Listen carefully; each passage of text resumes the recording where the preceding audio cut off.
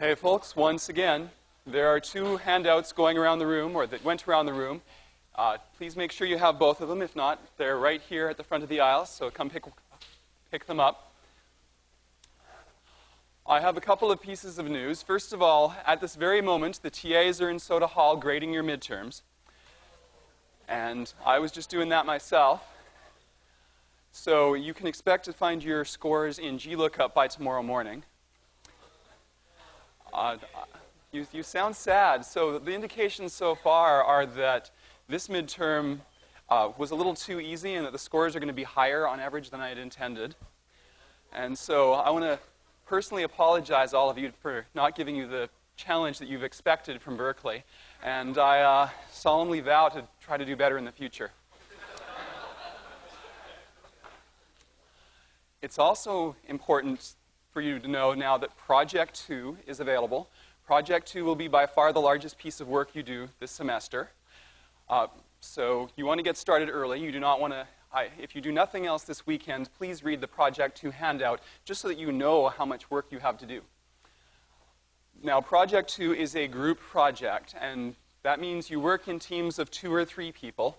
You are not allowed to work alone. You must find yourself a project group. So everybody, look to your left, look to your right, see that competent-looking person, grab that person before someone else does.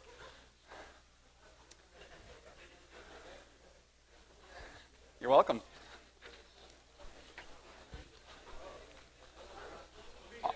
I'm going to spend today and Monday talking about the things you need to know to do the project. For the project, you're going to program a game player that plays a game against either a human opponent or against another computer opponent. So we're going to look at an algorithmic technique called game tree search for solving all kinds of different games like tic-tac-toe and chess. So if you've ever wondered how computers can play chess, that's what we're going to learn about today.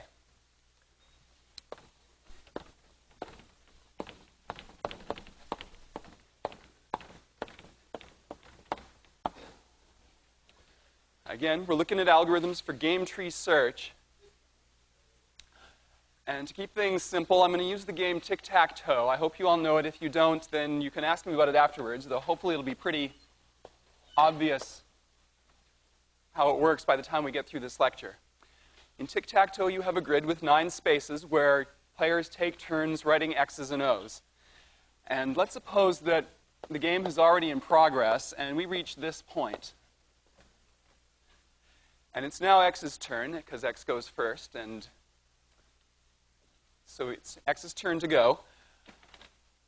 If you're the computer and you're trying to decide which move to make, what do? Well, you investigate all 3 moves, and you try to decide how good each of those moves are. So what we're going to do is we're going to ask the question, what happens if I put an extra X here? So now my game board looks like this.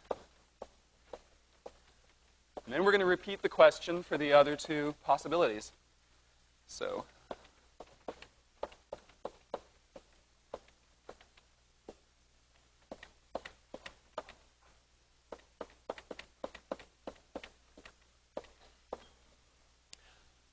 those are the 3 different moves that X can make. You can fill your X into one of the 3 open squares. Now, how do I decide which of these boards are the best? Well, in this case, it's kind of obvious, but if it were a middle of a chess game, it would be a lot more complicated. Here's what we'd want to do next. We would want to consider all of the possible counter moves that our opponent could make. So maybe the opponent is a human being. Let's assume for now that our computer is playing a human. And so we want to consider all the different possible responses by the human.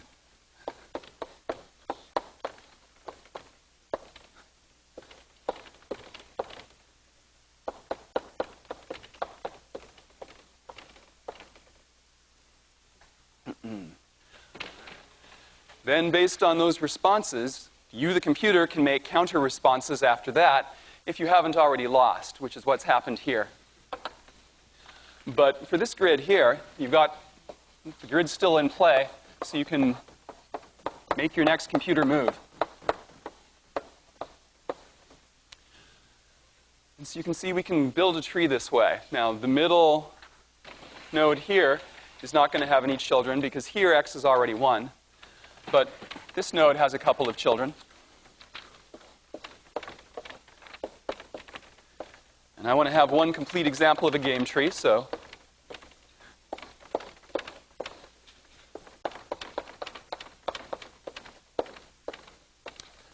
there are the two possibilities by which an opponent can counter-move from that board.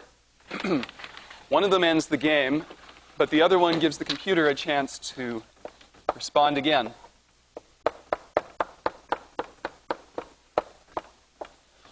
And that is a game tree.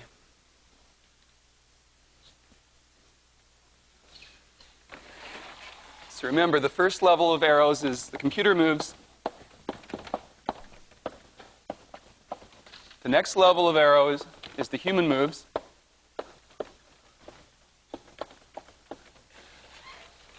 And on the third level, the computer gets to go again.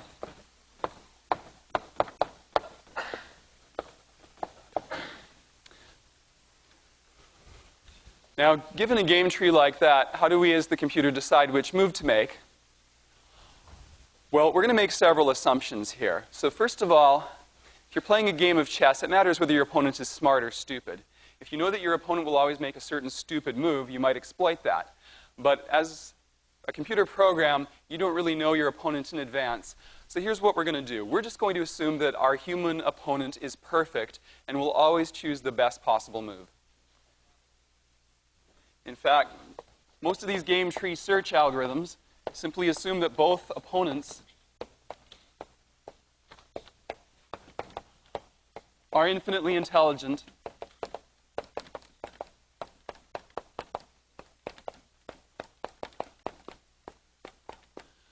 and always choose the best move. Now, the next thing I'm going to do is I'm going to go through this game tree, and I'm going to assign a score to all of these grids in the game tree.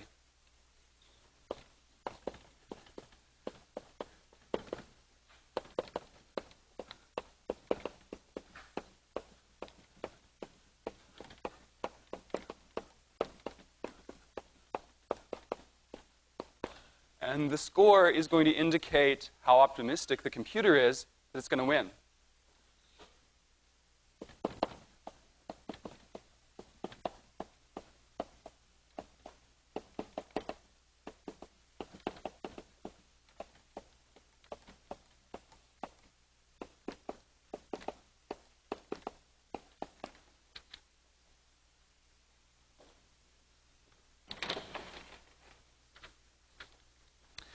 So the scores are going to be basically come down to three possibilities in tic-tac-toe.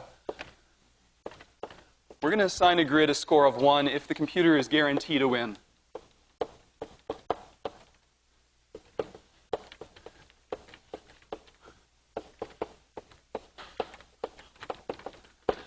And we're going to assign a grid a score of -1 if the computer's opponent is guaranteed a win.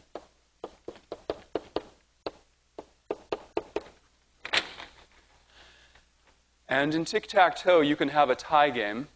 If you get to a grid where nobody has 3 X's or nobody has 3 O's in a row, it's a tie. So we'll assign that a 0.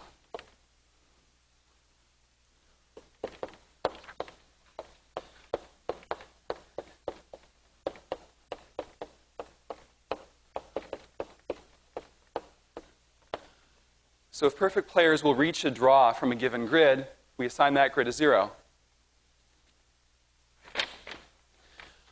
Now, of course, following the usual rule, if you're programming this in Java, you should probably assign these numbers some sort of names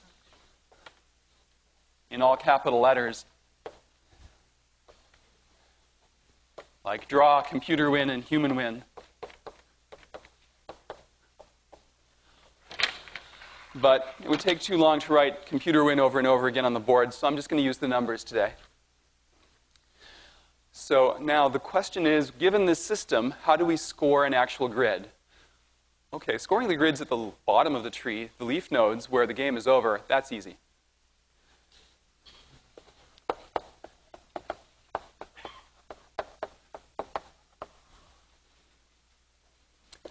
And just to simplify the conversation, I'm going to suppose that the computer is playing X.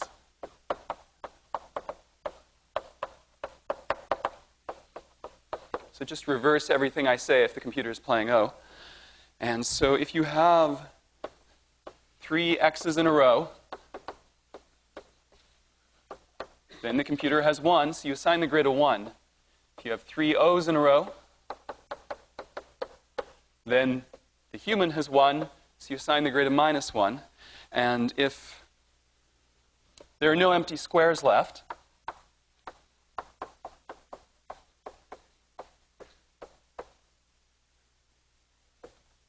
and nobody has won yet, nobody has gotten 3 in a row,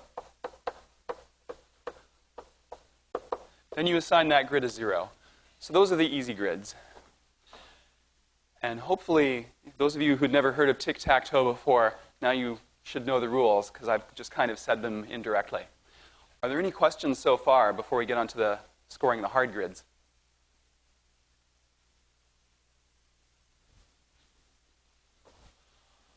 So the hard grids to score are the ones that have children, the ones in the middle of the game tree where the game is not over yet.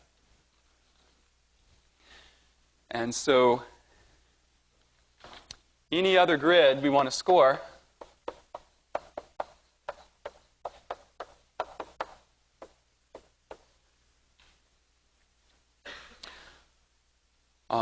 the scores for those are computed by what's called a minimax algorithm.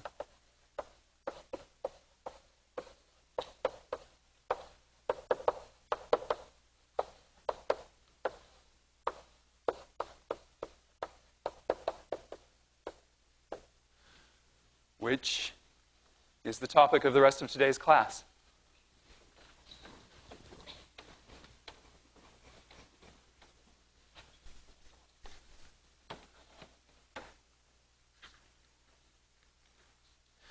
So here's how minimax works. I want to score a grid. Like, say I want to score this grid. What I'm going to do is I'm going to generate all of its possible children and score them first. Only when I know the scores of all these grids can I figure out the score of the top grid. So the algorithm is, first of all, consider each possible move from a given grid.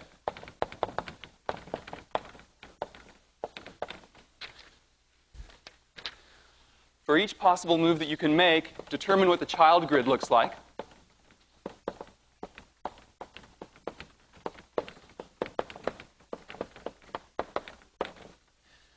And for each child grid, you assign it a score.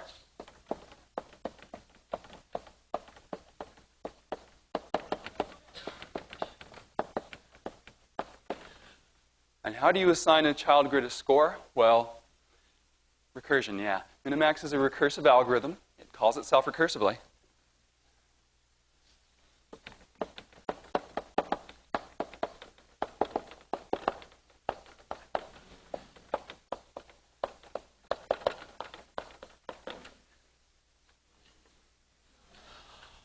Now, once we know the scores of all the child grids, we can score the parent grid.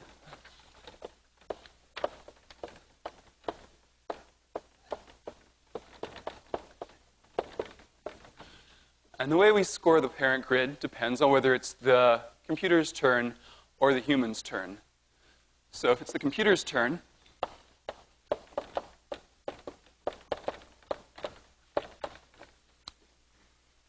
all right, we're just going to take the best move we can, and that's the move with the highest score.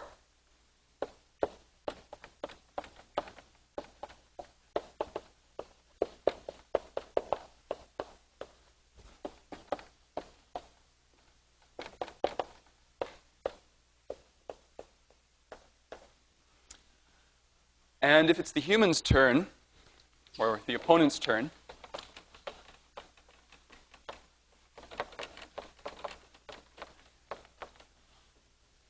well, here's where we have a question. What is the human going to do? We don't know what the opponent's going to do. We have no way of predicting them, except we can fall back on this rule. Let's assume that our opponent is infinitely intelligent.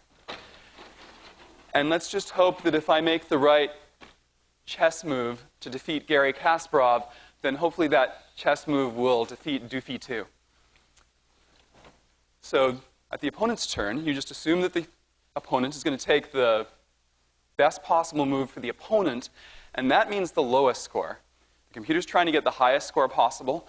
The opponent wants the lowest scored grid possible.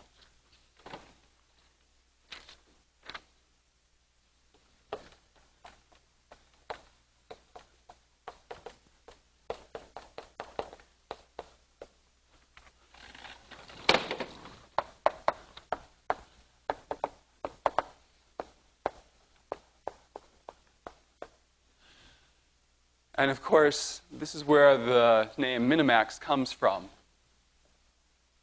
Minimax.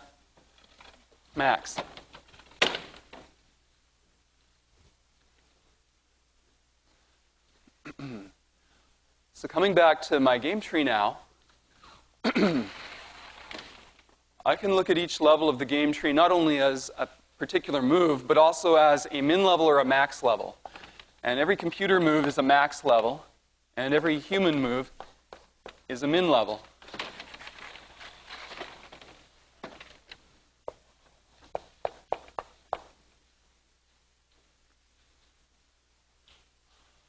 So now, I score the grids basically from top to bottom. Well, actually, it's not quite that simple. This tree is a tree that represents a series of recursive calls. And so we start from the top grid, and we make a bunch of calls down to the left, and we proceed from left to right. But the scores get assigned from bottom to top. So this grid here, this is a computer win, because there's 3 X's in a row, so that gets a 1. That gets a 1. Here we have 3 O's in a row, so that's a -1. And so is this one. And those are the 4 grids that we can score using just the basic end-of-game rules. Question? Oh, yeah. There's an X there. Forgot about that. Yeah, so that's grid gets a 1. And then all the other interior nodes get scored by Minimax. So this grid's score is the max of all its children. It only has 1 child, so that's not very interesting computation, but that's 1, and so is that. Going the next level up the tree, this level is a human move, so the human chooses the minimum possible score. Given a choice between -1 and 1, the human's going to pick -1. Same thing happens here. Finally, at the top of the tree, which is where we actually want to make a move, it's the computer's turn. The computer chooses the maximum score. So the maximum of these 3 numbers is 1. And at this point, you want to remember not only the maximum score, you also want to remember the move that led you to the maximum score, because that's the move that the computer is going to make.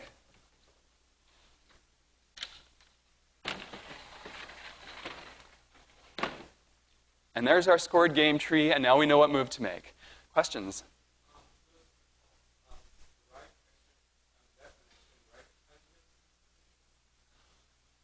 This -1 or the one above it?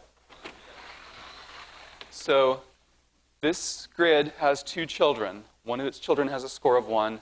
One of its children has a score of -1. This is the human's move, so the human chooses the minimum score, because that's the grid that wins for the human. And so this grid gets assigned the minimum of those 2 scores, -1. Other questions? Yeah?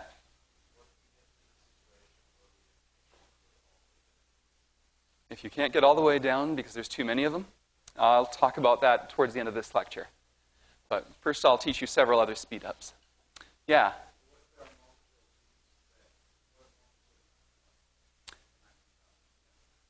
If you have more than one move that's equally good, you just pick one. For your project, though, you'll want to differentiate between, say, winning the game in 1 move and winning the game in 3 moves. It's always better to win in 1 than to win in 3 moves. Now, again, I want to point out, or state loudly, oh, is there another question? Okay. I want to state loudly that this is not a data structure. We do not construct a tree data structure in the memory of the computer. This is just a sequence of recursive calls of an algorithm, which I'll show you a procedure that does this. It's called chooseMove. And so each grid you see here is one recursive call to chooseMove.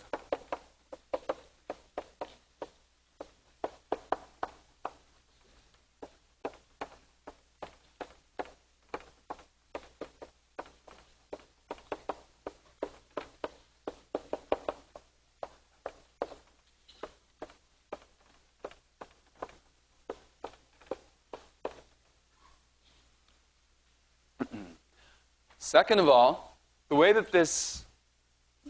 to interpret this tree is as time flowing from left to right.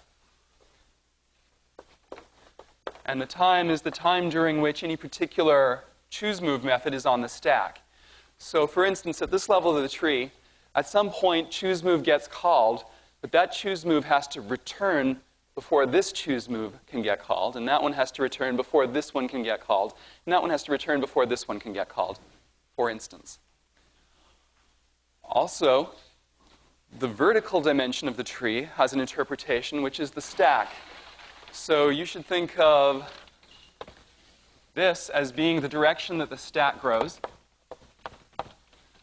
So this is the very first call to chooseMove, and this stays at the bottom of the stack, or near the bottom of the stack, throughout the whole game tree search.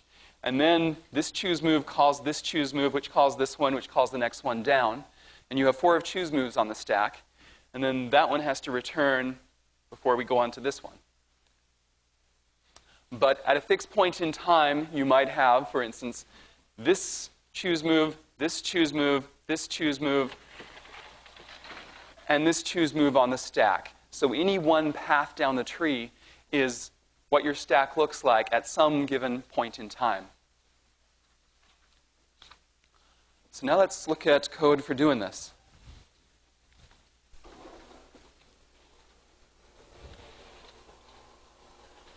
And you have this code on one of your handouts, so you don't need to copy it down. You just need to, if you want, take notes on the handout. So here is the chooseMove method. It takes in a Boolean variable called side, which tells you, is it the computer's turn or is it the human's turn? First thing we do is we check whether we've reached the end of the game. If the current grid is full or if somebody has won, then we just return the score and stop with no move. So what is this data structure we're returning? It's called a best data structure. And a best object looks like this. It's got a move in it, which is the best move that I've found so far. And I'm not going to say how you encode a move. You can decide that. It also has a score in it, which is the score of the best move I've found so far, which is also the best score I've found so far. So that's what we want to return at the end of Minimax. Now, here's the rest of the code. So next I want you to just look at the loop at the bottom, this loop here. What it does is it goes through all of the different possible legal moves that you can make on this particular grid. And we're going to try out each one of them in turn and see how it does. So we perform a move, and that modifies the current grid object that we're working with. Then we call chooseMove recursively. And you'll remember that the exclamation mark means logical not, so it switches the side. So if it's the computer's move, then we're going to call chooseMove recursively with the human having the turn. After we get a score for that grid, we're going to undo the move, restoring the grid back to what it looked like originally, so that we can try a new move. Also, if the move that we just made is better than any move we've seen so far, then we want to make the move we just tried out the new best move, and we want to record that move and its score for future purposes. Under what circumstances is this the best move? Well, it depends whether you're the computer or the human. For the computer, you choose that move as the best move if its score is better than the best score you've seen previously. But if you're the human, you want the lowest score possible, so the human does the reverse. You choose the new move only if it's got a lower score than every move you considered previously. Question? So yeah, if there are different moves that are equally good, this algorithm takes the first one. That's right.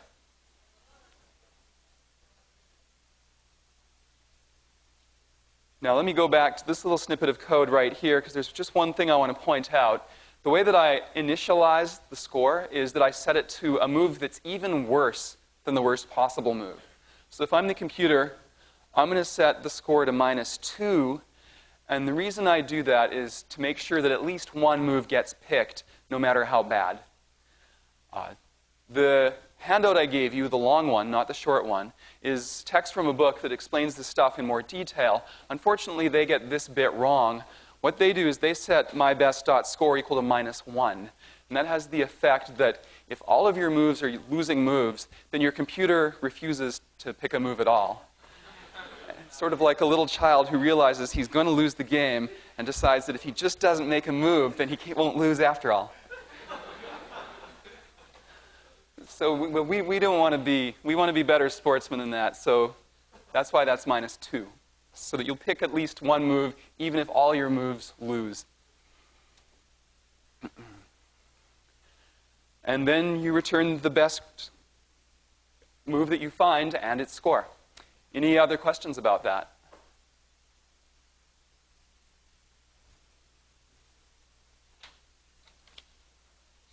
All right. Onward. There are a bunch of optimizations you can do this algorithm.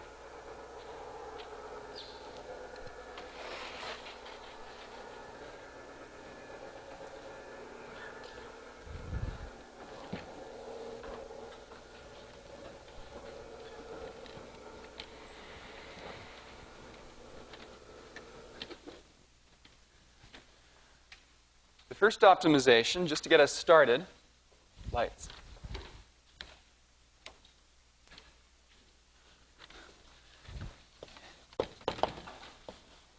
I will call it simple pruning.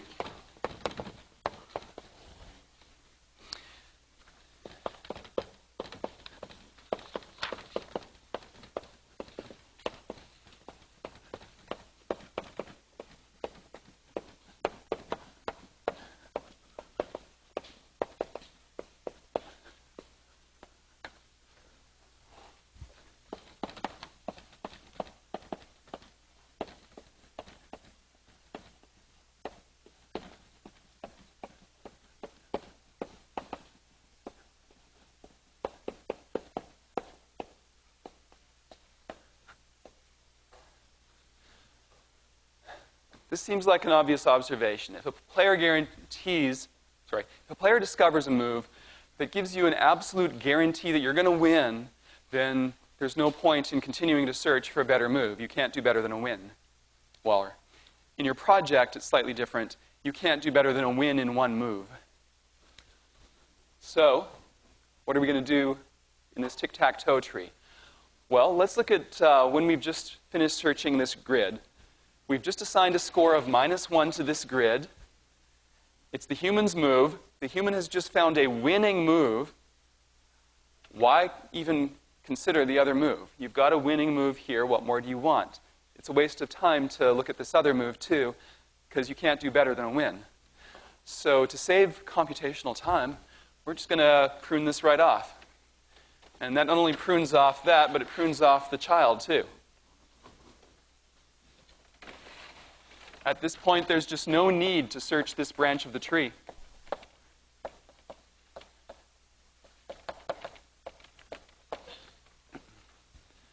And that saves time.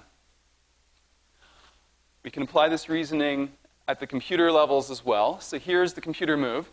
The first move is a losing move. The computer doesn't like that. But the second move is a winning move. And that's good enough. The computer can't do better than winning, so why search any further? You can prune off this whole branch of the tree right here.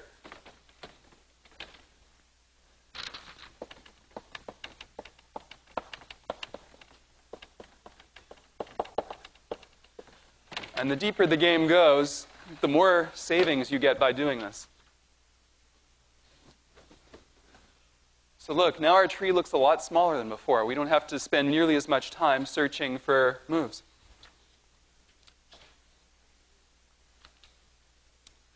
So bottom line, saves time.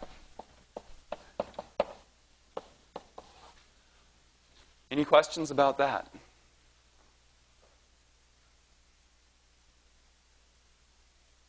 Yeah. So that assumes time the human, that assumes that I'm going to pick the best. Yeah, so we're assuming that the human will choose winning over continuing to play for fun. What happens if Yeah. I don't? What happens if you what? If I pick the non Are you the computer? non the human?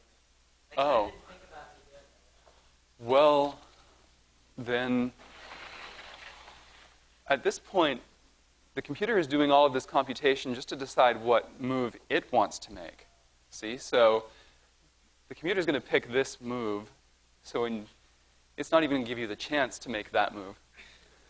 So in a sense, in this particular example, the question is irrelevant. But more generally, if you pick a worse move than the computer thinks you're going to pick, then the computer will just go back and run game tree search again for the next move.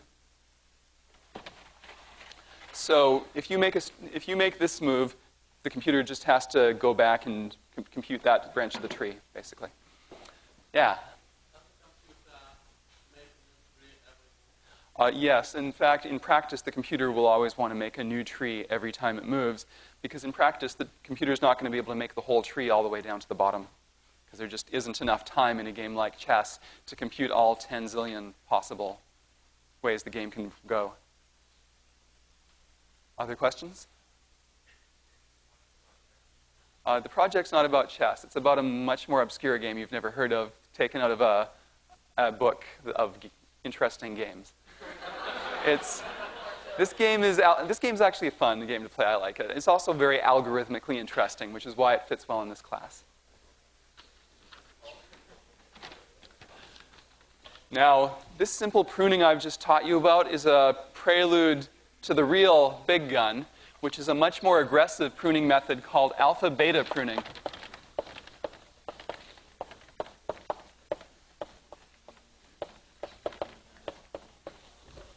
Alpha-beta pruning is described in some detail in your handout, and I'll go over it today.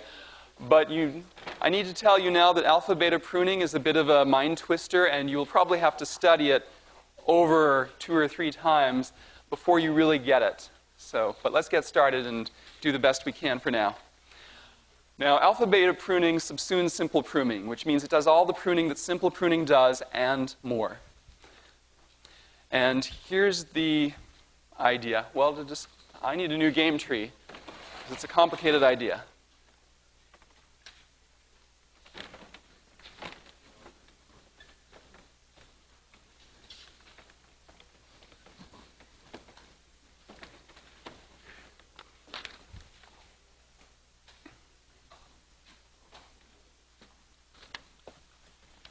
Here's a grid that's a lot more subtle to analyze than the last one.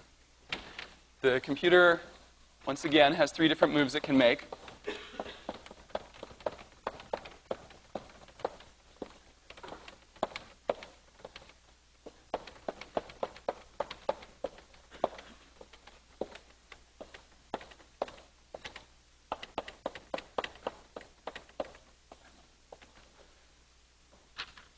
And in response to the first move, we do a recursive call, and we look at the 2 responses that the opponent can do.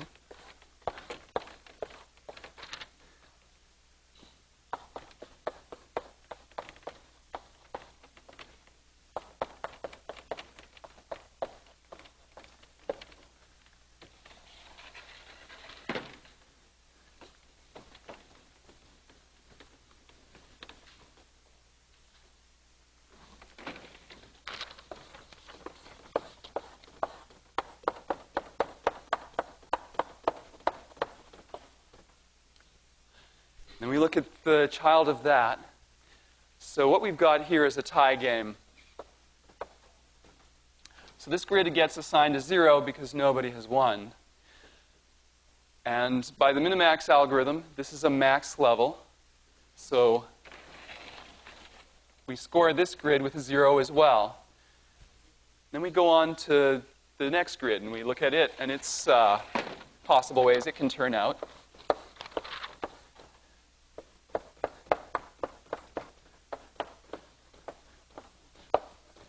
And this grid also gets a 0 because it's also a tie. And so, once again, we take the max of 0, and that's 0. And that gives us a score for this grid. And now this is the human move level. So it's a min level.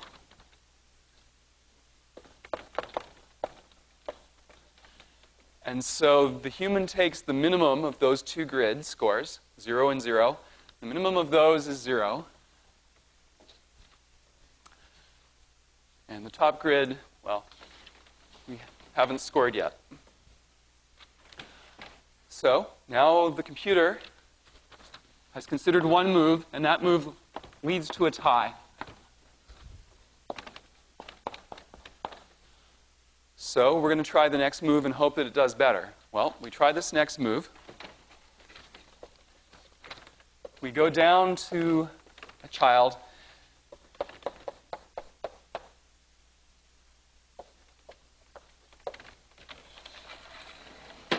And that leads down again to another computer move.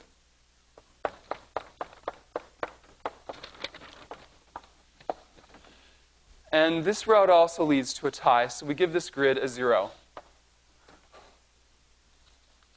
And this is a max level, so its parent gets a 0. And there's our scores so far. Now, the next bit is a bit subtle, so listen carefully. This is a min level. There's another grid over there that I could look at next. But is it worth my time? Well, consider this. Since this is a min level, the score for this grid is going to be the min of these grids. Now, I don't know all of these grid scores, but I do know that this one has a score of 0. And since it's a min level, this one is going to have a score of less than or equal to 0. I don't know this grid's score, but I know it's not going to be a computer win. It's either going to be a tie or a human win. So again, the min says that this is less than or equal to 0 because this is 0. Now, think of this from the computer's point of view. The computer wants the highest score possible, and so this is a max level. We've looked at two grids so far. One of them has a score of 0. The second one we are not finished evaluating yet, but we already know that it has a score of less than or equal to 0. It might be 0. It might be -1. We don't know, but it's not bigger than 0. Therefore, this grid cannot be better than this grid. So why bother finishing scoring it? It's not going to be good enough. We don't know what its score is, but its score isn't going to be good enough. So there's just no need to continue here.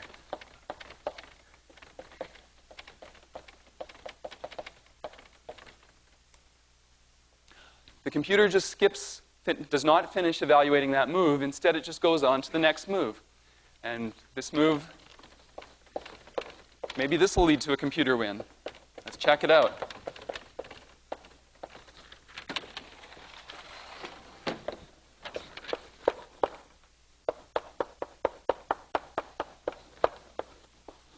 Okay, guess what? This one leads to a tie as well. And so this is a max level, so this is a 0. This grid gets to 0. We're going to repeat the same reasoning all over again. This is a min level, this is a 0, so this score has to be less than or equal to 0. Again, we don't know exactly what the score is, but we know it's lower than 0, and we already know how to do at least as well as 0. So this move cannot be any better than this move. So let's not finish investigating it. There's one more child, but we're just not going to look at it.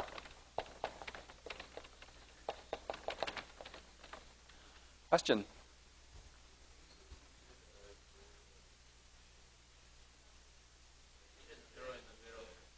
I need a zero where?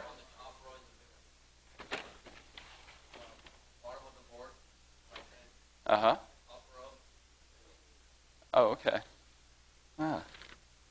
Yeah. Sorry about that. Yeah.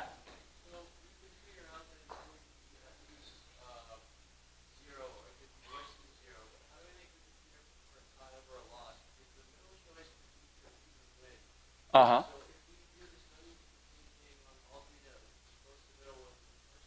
Uh-huh.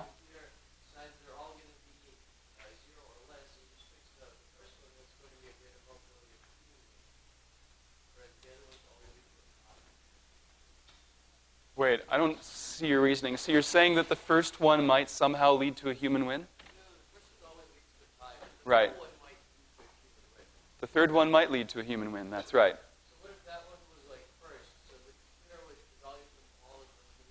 Oh, well, if we tried this move before this move, then we would not be able to prune this, because the computer doesn't know yet that somewhere higher in the tree it can force a tie. So the order in which you process the moves matters a lot and can make a big difference to your running time.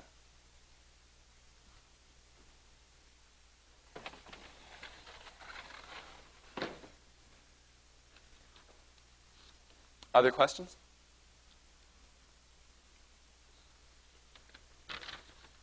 Question? Yeah.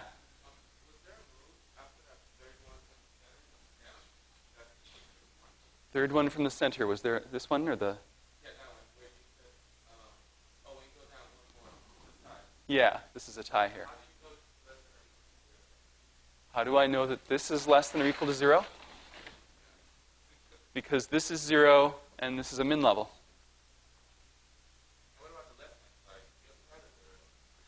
Well, yeah, so I certainly did know that this was less than or equal to 0. But at that point, the computer was investigating its very first move. It didn't know yet that it had a move that could force a tie. At this point, the computer knows that if this move doesn't work out, it can always resort to that move. But at this point, the computer doesn't have anything to fall back on yet, so it has to compute this move out all the way.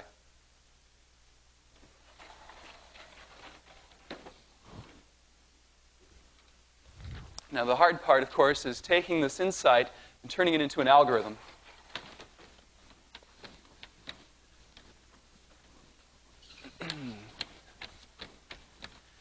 And here's how we try to do that. We pass chooseMove 2 additional parameters. chooseMove gets in a parameter called alpha and a parameter called beta. And the way you interpret this is that alpha is a score the computer knows with certainty it can achieve.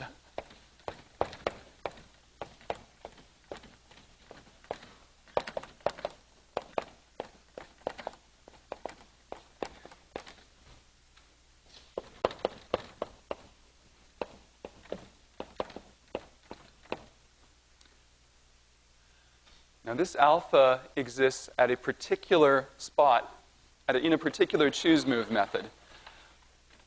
So let's suppose the computer is investigating this move right here.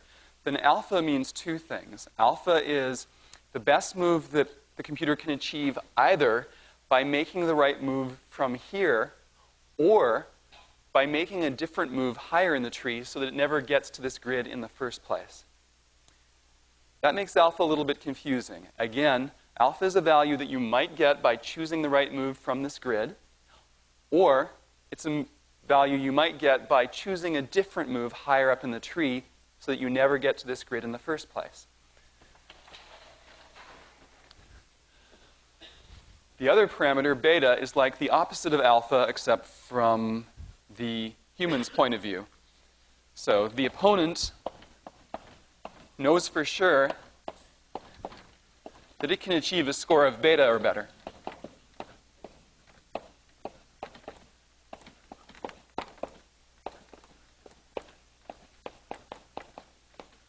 So alpha and beta are symmetric. Alpha is a score the computer knows with certainty it can achieve. Beta is a score the human knows with certainty it can achieve. And so, for instance, if alpha is equal to 0, then that means the computer knows it can force a draw.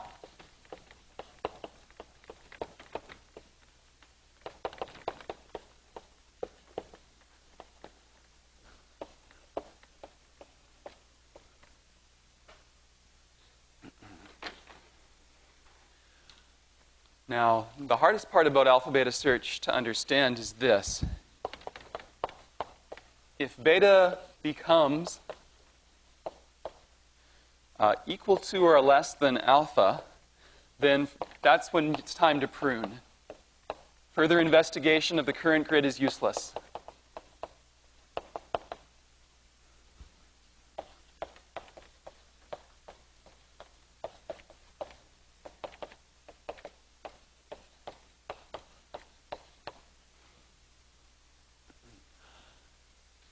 Now, there's two different reasons for this.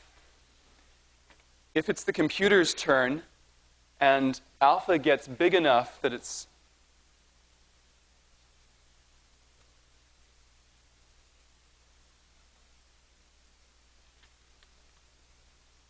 let me say this again.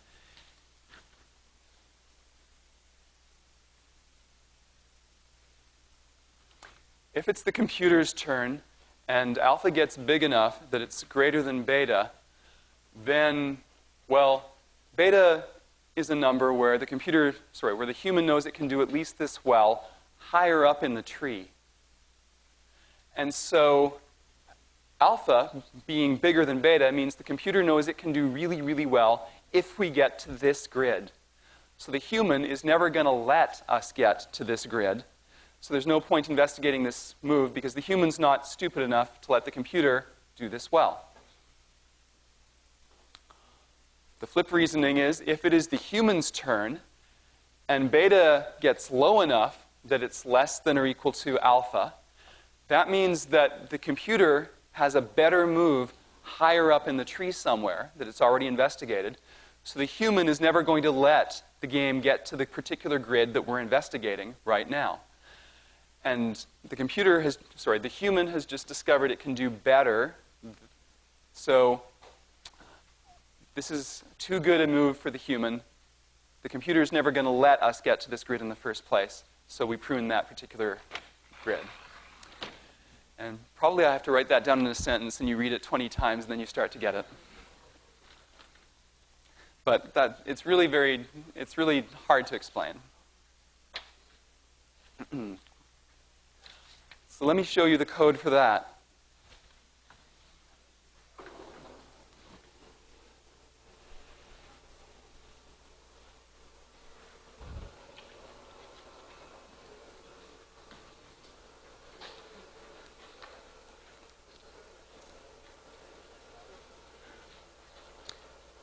Here's the choose move method again. Now it takes three variables. It takes side like it just did before, but now it takes the parameters alpha and beta as well. The top part is roughly the same, except instead of setting mybest.score to be -2 if you're the computer, we're going to set it to be alpha, because we know that higher up in the tree somewhere is a move that accomplishes at least a score of alpha. So we're not even interested in any moves that don't do better than we could do somewhere else higher up in the tree. Then we try out moves as usual. We score them as usual. And if we find a move that's better than the best move so far, not only at this level, but also higher up on the tree, then we're going to take that move. That's a good move. And we're going to update alpha as well to be the new score. So now we're looking for an even higher one. And here is the alpha-beta pruning part that saves us a huge amount of time. Is that whenever we realize that we don't need to process this move anymore because there's a better move higher up in the tree, that's the line of code that saves us from doing more recursive move testing and taking a lot more time.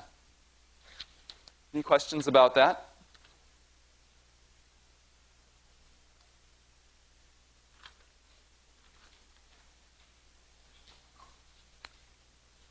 All right, I will continue on Monday then.